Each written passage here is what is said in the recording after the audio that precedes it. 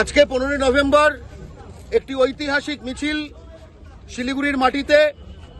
বাংলা পক্ষর আমাদের স্পষ্ট কয়েকটি দাবি।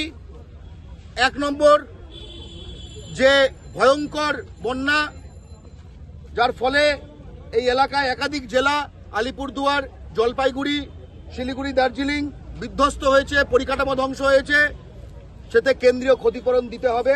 এর আগে তারা নেপালে ক্ষতিপূরণ দেয়, কিন্তু পশ্চিমবঙ্গে ক্ষতিপূরণ দেয় না। আমরা এই জিনিস মানব না। 2, জলপাইগুড়ির দোমোহনীতে পশ্চিমবঙ্গের দ্বিতীয় এইমস চাই। বিহারে 2টি এইমস, পশ্চিমবঙ্গে 1টি এইমস। বিহার থেকে যত টাকা রাজস্ব পায় কেন্দ্রীয় সরকার, তাতে কয়েক গুণ বেশি রাজস্ব কেন্দ্রীয় সরকার পায় পশ্চিমবঙ্গ থেকে। কিন্তু আমরা আমাদের টাকায় বিহারে এইমস বানাবো, তার মানে আর আমরা এখানে একটা এইমস নিয়ে কারাকারি করব বাংলার ভূমিপুত্র, এটা হবে না। আমরা দোমোহনীতে জমি দেখেছি, রেলের জমি 400 একরের অধিক, সেখানে আমরা 2টো এনএইচ আছে, জাংশন স্টেশন আছে, এসএইচ আছে, আমরা সেখানে দ্বিতীয় এইমস চাই।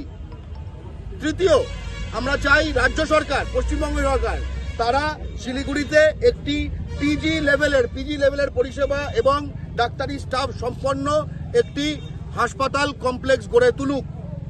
তার কারণ রাজু বিস্তা হোক বা জয়ন্ত রায় হোক, আমরা দেখেছি বিভিন্ন সময়ে এখানে যারা এই এলাকার যারা এমপি, তারা কেন্দ্রীয় সরকারের কাছ থেকে কিছুই আদায় করতে পারে না বা আদায় করার মানসিকতাও নেই, কি আমরা জানি না।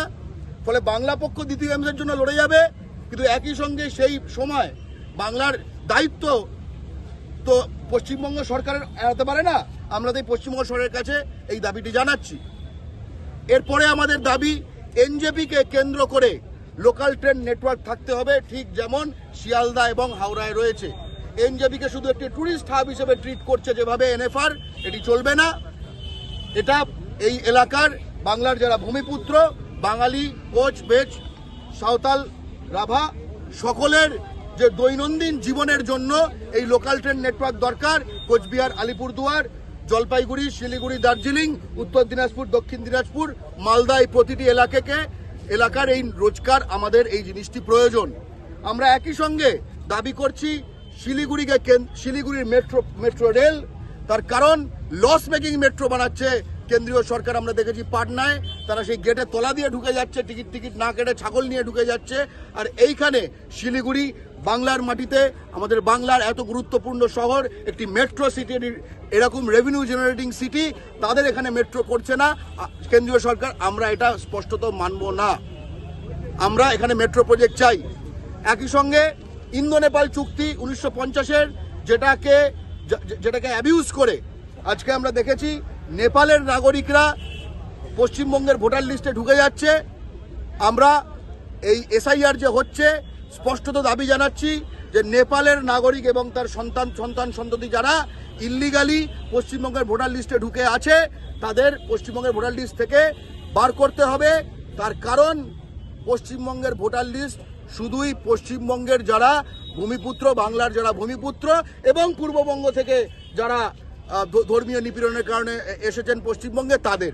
এর বাইরে কাউকে পশ্চিমবঙ্গের ভোটার লিস্টে মানা হবে না।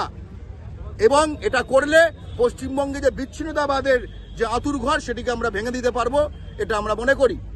একই সঙ্গে এসআইআর এর ক্ষেত্রে আমরা বলতে চাই যে এই অঞ্চল, যেখানে আপনি যদি শিলিগুড়ি, জলপাইগুড়ি, উত্তর দিনাজপুর, দক্ষিণ দিনাজপুর থেকে শুরু করে আলিপুরদুয়ার, কোচবিহার দেখেন, সেখানে পূর্ববঙ্গ থেকে আগত অনেক সংখ্যক ধর্মীয় নিপীড়নের কারণে আগত হিন্দু, বাঙালি, রাজবংশী তারা রয়েছেন।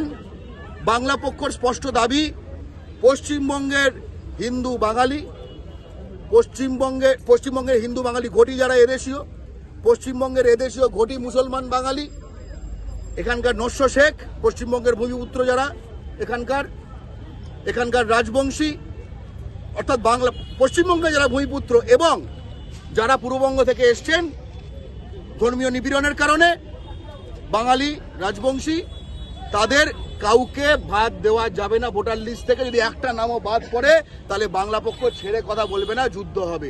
আজকে সেই দাবিতে পাহাড় থেকে মোহনা আমরা বাংলার ভূমিপুত্ররা, বাঙালি, রাজবংশী, কোচ, মেচ, সাঁওতাল, রাভা, সকলে আমরা একত্রিত হয়েছি আমরা এই মহামিছিলে। জয় বাংলা।